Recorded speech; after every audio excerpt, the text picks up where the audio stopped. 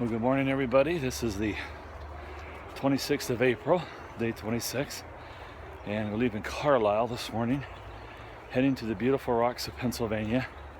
Should be there in about 10 miles. Our goal today is about 13 and a half to Cove Mountain Shelter.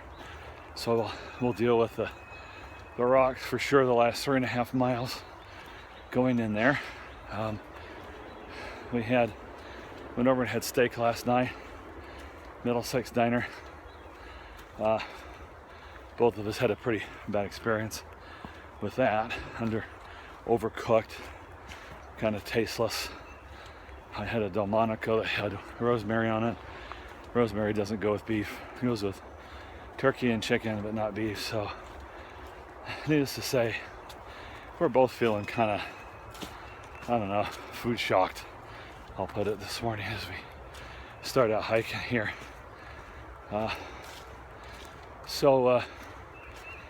Sprinkling just a little bit now and then, but it's going to clear up. It's going to get warm, very warm. Tomorrow's going to be hot. So need to get up in the mountains again where it can be a little bit cooler as we hike. But anyway, it's an update for this morning, what they're doing, what the plan is, and all right, well, we'll see you later as we hike on through spring. See you later, folks. Bye. We're on an elevated boardwalk here by this river.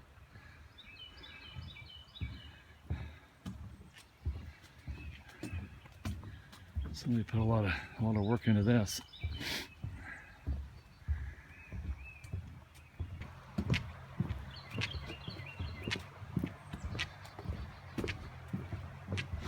Whoa! I just about lost it. Mud and water on wood don't mix real well. A lot of mud in my tread. Yeah, I think I've got some in mine too. Mud and wet boards don't mix. The skating rink. They should call it.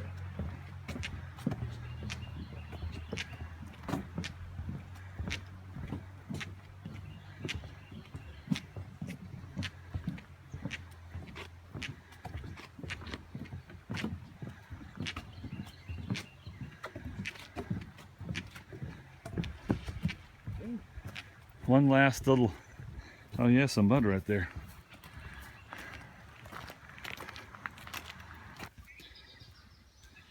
Okay, we found some locals, and the river that we've been following over there is the Conagwinet River or Creek.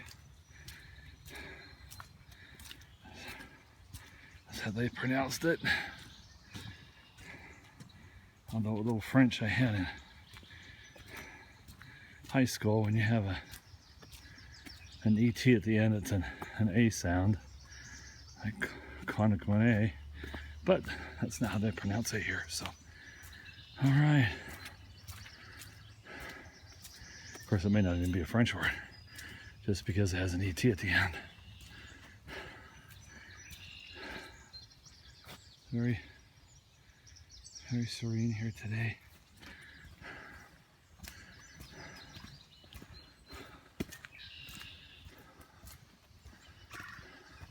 Spring is definitely trying to bust out here along the trail. Got some Virginia bluebells all over the place here this morning. The smells are just exploding with freshness between the rain and the flowers. Especially now that we're away from a dairy farm. It was quite poignant there for a while with the smell of manure. But hey, we're in Pennsylvania. This is definitely farmland. Here's some more bluebells. Really pretty. A couple of the locals that we just ran into said that the water sources up ahead are dried up, which is interesting with all the rain that we've got. So, but it's pretty cool. I haven't been consuming a lot. I pretty much have all the Look what I started out with this morning instead of a little bit that I've drank. But anyway, just want to give you a little taste of this flatland walking that we're doing here this morning before we start our first climb up to Darlington.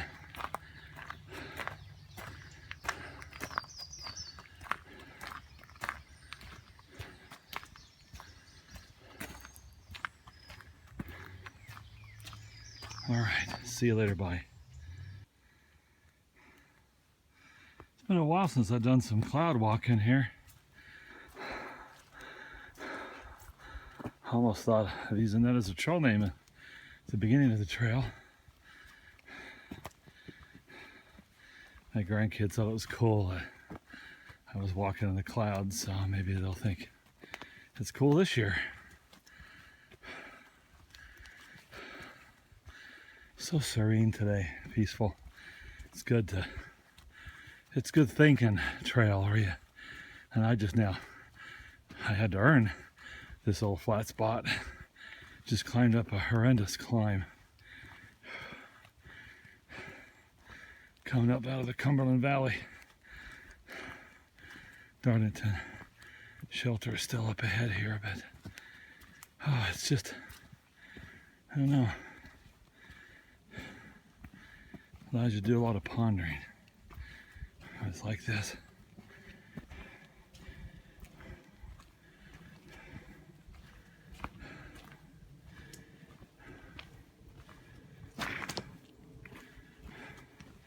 The rocks are still wet and the roots are slippery. You do have to be careful. Airplane either coming in or coming out Harrisburg up above me.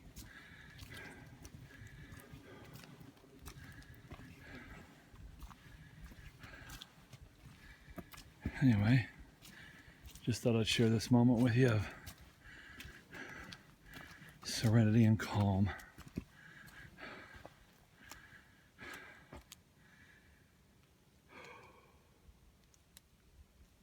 Just came up through there, across this road, beautiful pasture.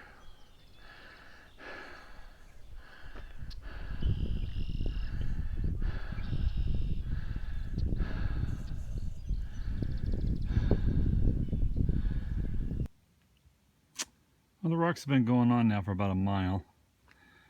Every now and then they'll let out for 10 or 20 steps and then they go back to this. One of the difficulties, this is not any worse than any other rock walk that I've had to do. It's just here the dead leaves are so thick that you think you're stepping in between some rocks and they're not. There's one underneath it that's got a point on it. So it makes it a little bit more challenging to try and walk through this without really feeling like your feet are getting torn up. I believe Aliv has gone on. He was talking about his desire to get to Duncannon tonight, so he went ahead and moved out at a faster pace. I'm going to get down to the shelter area at Cove Mountain Shelter turnoff and do an assessment of my body and my feet and the time of day and all of that. So my plan was to do the 13.5 to Cove Mountain. I'm predisposed to stick to it, otherwise I'll get down just in time maybe to get a room. Won't be able to do a resupply, won't be able to get a box to the post office, won't be able to get any laundry done. So if I stay the night, head down in the morning early, I can probably get some things done so that I can then head out of town the next day and keep hiking. But gotta make the decision to stay at the Doyle or not. He's gonna stay at the Doyle. He wants that experience. I'm not sure if I do. I have to think about it. Well, hey everybody, I ended up here at Cove Mountain Shelter. It's a pretty steep descent down into the shelter. It says 0.1 on the sign. I think the guide says 0.2, and it's a long 0.2. Haven't been down to the water yet, but it's supposed to be a very steep 100 yards. So, but I'll have to get down there yet tonight to get some water. I did a 13.6 today, which for me is, since returning to the trail, is a personal best. As I mentioned earlier, it looks like Alive went ahead and went on into Duncannon. So he went ahead and did an 18, I think, today, or pretty close to that, to get in there. So anyway, hope to meet up with him again sometime. We're heading the same way, so chances are good. Anyway, that's the kind of end of day summary. The rocks were kind of normal to me. There didn't seem to be any worse than any other time thus far. So we'll see how the descent tomorrow goes down into Duncannon. Well, see you later. Bye.